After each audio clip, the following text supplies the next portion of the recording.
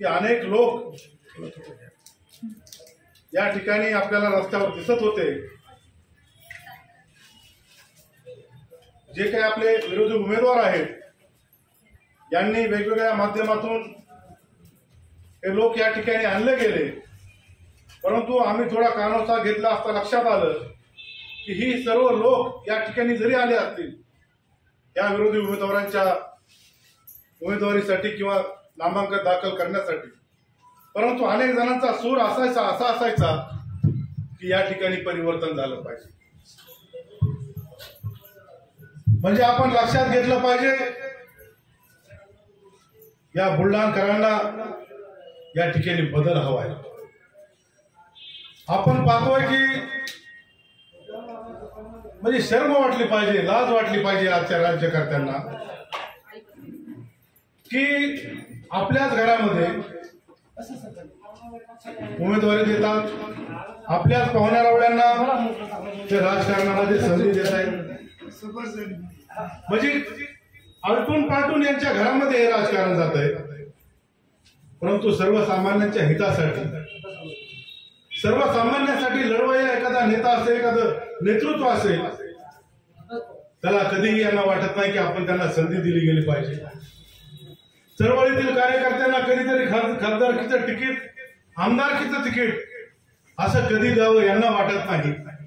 परंतु आपलीच मक्तेदारी असल्यासारखं हे राजकारण म्हणजे आमची जहागिरी आहे आणि ही आमची जहागिरी,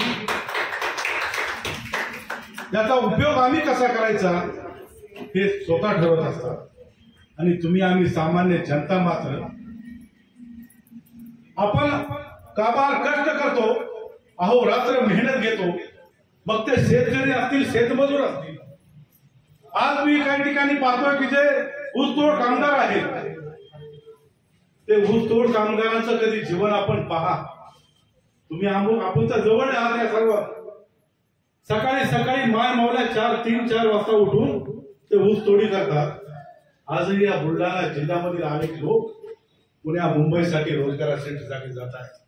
अरे हा जिजाऊचा जिल्हा आहे, या ज्या जिजाऊंनी छत्रपती शिवराय घडवले आणि त्या छत्रपती शिवरायांनी महाराष्ट्र घडवला। आज अख्खा देश आपल्या शिवरायांकडे एक आदरानं पाहतोय, परंतु त्यांचेच वारसदार म्हणून घेणारे या ठिकाणचं नेतृत्व, हे नेते मात्र कुठल्या दिशेनं राजकारण करतायत लक्षात नाही। ही डोळ्यात अंजन घालणारी गोष्ट आहे। आपल्या सर्वसामान्यांना आता तरी डोळे आपले उघडणार आहेत की नाही? का किती दिवस आपण यांच्या सत्रांच्या उचलायच्या, किती दिवस आपण यांच्या पाठीमागे जायचं लक्षात? कुठल्या तरी भूलथापा द्यायच्या, तुमच्या खात्यावर 15 लाख रुपये येतील, सांगा कोणाच्या खात्यावर 15 लाख रुपये आलेत काय? सिलेंडरचे भाव काय होते, आज सिलेंडर कुठे गेलंय? आज माता माऊल्यांना सिलेंडर संपण्याची भीती वाटते। आपला जो पती आहे कुठेतरी काबाड कष्ट करतो, कुठल्या तरी हॉटेलवर काम करतो, कुणाच्या तरी शेतामध्ये घडी म्हणून तो काम करतोय शेतामध्ये, कसं आपण या ठिकाणी जीवन जगायचे लक्षात? आज आमच्या मुली, तरुण मुली असतील, मुलं असतील, यांच्या शिक्षणाचे प्रश्न आपल्या समोर आहेत।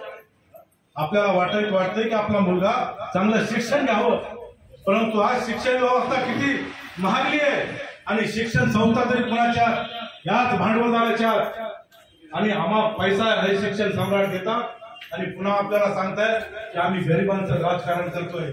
आणि तुम्ही गरिबांचं राजकारण करत नाहीत तर तुम्ही गरिबांचं आयुष्य उद्ध्वस्त करतायत, गरिबांचे संसार उठवण्याचं काम तुम्ही करतायत। आता तरी तुम्हाला कधी जाग येणार आहे की नाही?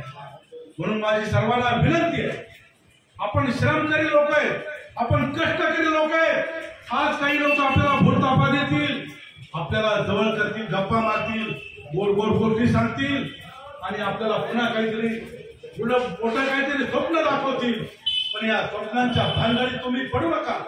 ते वास्तव